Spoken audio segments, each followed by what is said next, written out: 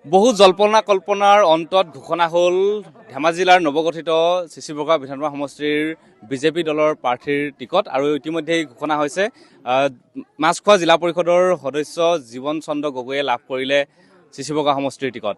তাৰ পাছতে দেখিবলৈ পোৱা গৈছে যে কৰ্মীসকলৰ মাজত আনন্দ উল্লাস আৰু তেওঁ ঘৰত ইতিমধ্যে সকলো দলীয় কৰ্মী আহি উপস্থিত হৈছে আৰু তেওঁক শুভেচ্ছা দিছে। কাৰণ জীৱন গগৈ হৈছে সাধাৰণ ঘৰৰ এগৰাকী কৰ্মী আছিল আৰু তেওঁ হৈ যোৱা যি পঞ্চায়ত নিৰ্বাচনত তেওঁ মাছখোৱা জিলা পৰিষদৰ পৰা প্ৰতিদ্বন্দ্বিতা আগবঢ়াইছিল। তাৰপিছতে তেওঁ এই দলটোৰ হৈ কাম কৰি আছিল আৰু তেনেস্থলত হঠাৎ জীৱন গগৈক চিচি বৰগাঁও সমষ্টিত টিকট দিয়াৰ পিছতে এতিয়া দলীয় কৰ্মীৰ মাজত উৎসাহ উদ্দীপনা দেখিবলৈ পোৱা গৈছে। সকলোৱে আহি তেওঁক শুভেচ্ছা জ্ঞাপন কৰিবলৈ এই মুহূৰ্তত তেওঁ বাসগৃহত উপস্থিত হৈছে। আমি তেওঁ ঘৰৰ পৰিৱেশ দেখাম। প্ৰথমতে আমি প্ৰাৰ্থীগৰাকীৰ পৰা মন্তব্য ল'বলৈ চেষ্টা কৰিম।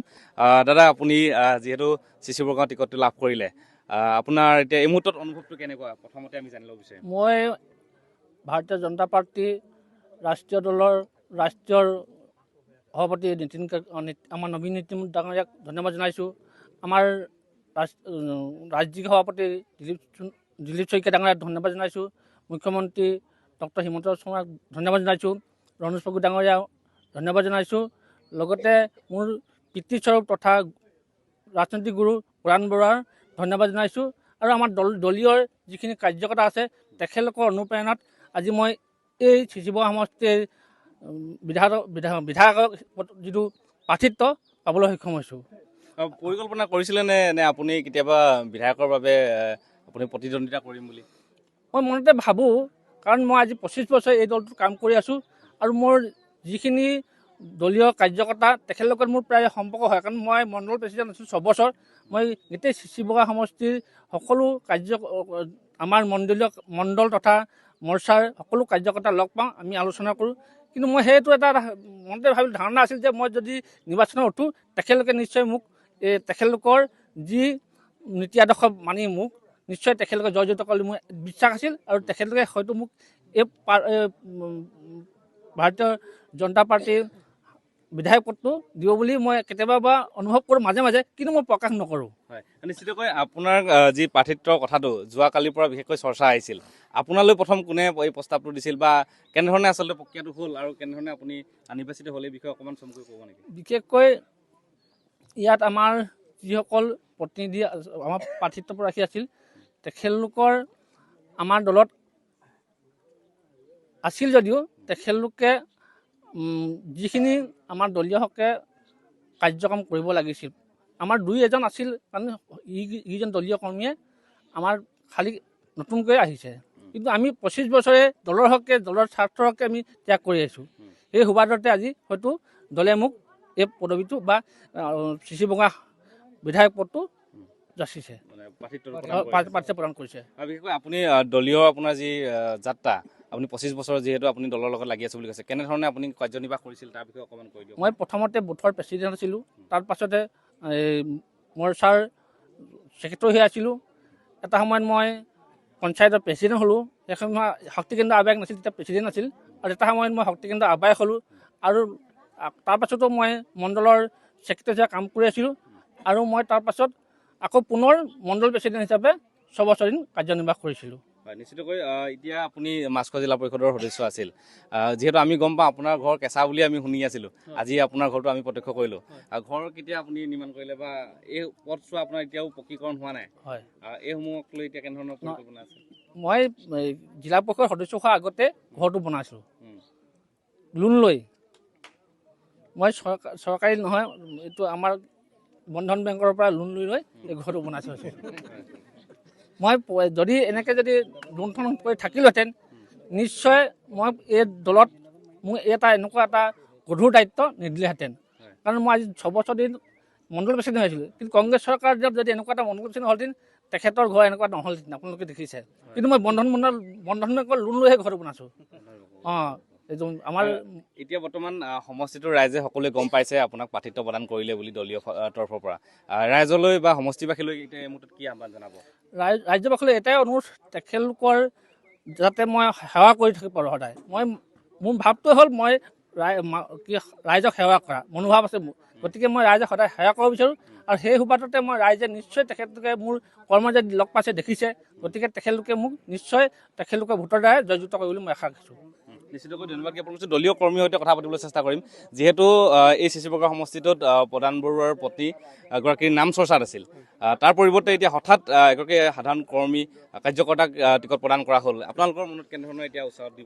আমাৰ মানে ভাৰতীয় জনতা পাৰ্টি, আমি তৃণমূল পৰ্যায়ৰ যিসকল কৰ্মী, আমি অতিকৈ মানে সুখী হৈছোঁ, খুব সুখী অনুভৱ কৰিছোঁ। কাৰণ আজি এজন নিষ্ঠা সততাৰে কাম কৰি থকা এজন অতি ভাৰতীয় জনতা পাৰ্টি গ্ৰাছ লেভেলৰ পৰা অহা এজন যি ব্যক্তি, তেখেতক আজি বিধায়কৰ প্ৰাৰ্থী হিচাপে তেখেতক আমাৰ এই ভাৰতীয় জনতা পাৰ্টীয়ে তেখেতক আগবঢ়াইছে। গতিকে মই মাননীয় আমাৰ যি ৰাজ্যিক নেতৃত্ব হওক বা কেন্দ্ৰীয় নেতৃত্ব সকলোকে ধন্যবাদ জনাইছোঁ। লগতে আমি ভৱিষ্যতে অনাগত দিনত জীৱন গগৈ ডাঙৰীয়াক আমি খুব সকলোৱে লাগি মেলি আমি বিপুল ভোটত জয়ী কৰিম বুলি আমি সকলোৱে হাতত কঁকালত টঙালি বান্ধিছোঁ। সেইটোৱে আৰু। নিশ্চিতকৈ এই অঞ্চলৰ আপুনি এজন যুৱক, দেখা পোৱা গৈছে যে এই অঞ্চলৰ এতিয়াও বাট পথ বহু আচলতে আধুনিকৰণ হ'বলৈ আছে। এই ক্ষেত্ৰত এইগৰাকী প্ৰাৰ্থীক নিৰ্বাচিত কৰাত আপোনালোক কেনেধৰণৰ প্ৰতিক্ৰিয়া? আচলতে সমগ্ৰ অসমৰ ভিতৰতে ধেমাজি জিলাখনে এখন পিছপৰা জিলা হিচাপে বানপানী গৰাখহনীয়া জৰ্জৰিত এখন জিলা হিচাপে পৰিচিত আছিল। আৰু ধেমাজিৰ ভিতৰতে পশ্চিম ধেমাজি অঞ্চলটো বানাক্ৰান্ত সকলোৱে জানে। আৰু আমি সেই বানাক্ৰান্ত ৰাইজক উদ্ধাৰৰ কাৰণে আমি 19 বছৰীয়া মোৰো এটা সংগ্ৰামী যাত্ৰা আছে। আৰু সেই সংগ্ৰাম কৰাৰ ফলত বিজেপি নেতৃত্বাধীন চৰকাৰখনে এতিয়া বান সমস্যাটো সমাধান ইতিমধ্যে হৈ গৈছে আৰু ৰাস্তা পদূলি যথেষ্ট উন্নত হৈছে আৰু গাঁৱৰ সৰু সুৰা কিছুমান ৰাস্তা এতিয়াও নিৰ্মাণ কৰিবলৈ বাকী আছে। আৰু এই পশ্চিম ধেমাজি অঞ্চল যিটো একেবাৰে পিছপৰা অঞ্চল, এই অঞ্চল আৰু ধেমাজি জিলাৰ দুটা সমষ্টি আছিল, এবাৰ সংৰক্ষণমুক্ত এটা সমষ্টি চি বগাঁও সমষ্টি হ'ল। আৰু সেই পশ্চিম ধেমাজি অঞ্চলৰ পৰা, এই পিছপৰা পশ্চিম ধেমাজি অঞ্চলৰ পৰা এজন খাটি খোৱা মানুহক ইয়াৰ পৰা প্ৰাৰ্থিত্ব প্ৰদান কৰিছে ভাৰতীয় জনতা পাৰ্টীয়ে। আৰু সেইবাবে আমি উৎফুল্লিত হৈছোঁ, পশ্চিম ধেমাজি বাসী ৰাইজ, চি বগাঁওবাসী ৰাইজ উৎফুল্লিত হৈছোঁ। আৰু তৃণমূল কৰ্মীসকল উৎফুল্লিত এইকাৰণেই হৈছে যে সঁচা অৰ্থত যদি নিস্বাৰ্থভাৱে যদি দলৰ কাম কৰে, এই ভাৰতীয় জনতা পাৰ্টীৰ দলটোৱেহে প্ৰকৃতাৰ্থতে তেখেতক সন্মান প্ৰদৰ্শন কৰে। আৰু আমি আশাবাদী যে আমি যদি নিস্বাৰ্থভাৱে কাম কৰি যাওঁ, অনাগত দিনত কিজানি আমিও এনেকৈ প্ৰাৰ্থিত্ব পাব পাৰোঁ। গতিকে প্ৰত্যেকজন কাৰ্যকৰ্তাই আজি উৎসাহ সেইটোৱে যে আমি যদি ভালকৈ কাম কৰোঁ, অনাগত দিনত আমিও এজন প্ৰাৰ্থী হ'ব পাৰোঁ। সেই মনোভাৱে এবাৰ কাম কৰিব। নিশ্চিতকৈ এই চি চি বৰুৱা সমষ্টিটোত ইতিমধ্যে বিৰোধী ঐক্য মঞ্চৰ এগৰাকী প্ৰাৰ্থী আছে, দুলাল চন্দ্ৰ বৰুৱা। তেওঁৰ লগত কেনেধৰণৰ আপোনালোকৰ প্ৰতিদ্বন্দ্বিতা হ'ব বুলি আপোনালোকে ভাবে? আচলতে আমি নিৰ্বাচনটো সহজভাৱে লোৱা নাই। ভাৰতীয় জনতা পাৰ্টীৰ দলটোৱে কেতিয়াও নিৰ্বাচন সহজভাৱে নলয়। আমি প্ৰত্যাহ্বান হিচাপে তেখেতলোকক গ্ৰহণ কৰিছোঁ। আৰু বিৰোধী যিমানে ঐক্য নহওক কিয়, যিমান ঐক্যতা নাথাকক কিয়, সেই ঐক্যতাৰ মাজত ভাৰতীয় জনতা পাৰ্টীও NDA আছে, মিত্ৰজোঁট আছে। আৰু সেই NDAৰ প্ৰতিটো দল আমি অংশীদাৰিত্ব প্ৰত্যেকটো দলে আমি একত্ৰিতভাৱে তেওঁলোকৰ বিৰুদ্ধে যুঁজিম আৰু যুঁজি আমি কমেও 60-70 হাজাৰ ভোটত ইয়াৰ পৰা জয় হ'ম বুলি আমি আশাবাদী। আৰু বাইদেউ আছে, কেনেকুৱা অনুভৱ চমুকৈ? আজি খুবেই ভাল লাগিছে। আমাৰ চিচি এটা নতুন সমষ্টিত মাছখোৱা গৃহত আমাৰ সন্মানীয় জীৱন গগৈ ডাঙৰীয়াই যেনেধৰণে তৃণমূল পৰ্যায়ত কাম কৰি আছিলে, আজি তেনেধৰণে তেওঁ খুব সহজ সৰল এজন ব্যক্তি। তেওঁ ডাঙৰ সন্মান ধৰে, সৰু মৰম কৰে আৰু সমবয়সীয়াক তেওঁ নিজৰ নিচিনাকৈ চব ব্যৱহাৰ কৰাৰ কাৰণে আজি তেওঁ এইখিনি সন্মান পাবলৈ সক্ষম হৈছে। আৰু তেওঁক আমি বিপুল ভোটেৰে আমাৰ সকলো মাছখোৱাবাসী ৰাইজে, চিচি সমষ্টিৰ ৰাইজে বিপুল ভোটক জয়যুক্ত কৰাম বুলি আমি আগবাঢ়ি আহিছোঁ। তেখেতক জয়যুক্ত কৰালে আমি নিশ্চয় যিখিনি আধাৰৰ কাম আছে, আমাৰ কিছু কাম আছে কৰিবলৈ, সেই কামখিনি আমাৰ সফল হ'ব বুলি আমি মনতে দৃঢ়তাৰে ভাবিছোঁ। ধন্যবাদ জ্ঞাপন কৰিছোঁ। এনেধৰণে এতিয়া যিহেতু মাছখোৱা জিলা পৰিষদৰ সদস্য আছিল জীৱন গগৈ, আৰু জীৱন গগৈক এতিয়া প্ৰাৰ্থিত্ব প্ৰদান কৰাৰ লগে লগে এই অঞ্চলটোত আচলতে উচ্চমুখৰ হৈ পৰা দেখিবলৈ পোৱা গৈছে। জীৱন গগৈ ঘৰলৈ সকলো দলীয় কৰ্মকৰ্তা আহি তেওঁক ইতিমধ্যে অভিনন্দন জ্ঞাপন কৰিছে। আৰু আমি তেওঁৰ বাসগৃহটো চমুকৈ দেখাই ল'ব বিচাৰিছোঁ। তেওঁ এই ঘৰখনৰ পৰাই বিগত 25 বছৰে বিজেপি দলটো হৈ ইতিমধ্যে কাম কৰিছোঁ বুলি তেওঁ ইতিমধ্যে উল্লেখ কৰিছে। আৰু এনেধৰণে এতিয়া এজন সাধাৰণ কাৰ্যকৰ্তাক দলে টিকট প্ৰদান কৰাক লৈ এতিয়া দলীয় কৰ্মীৰ মাজত আনন্দ উল্লাস দেখিবলৈ পোৱা গৈছে।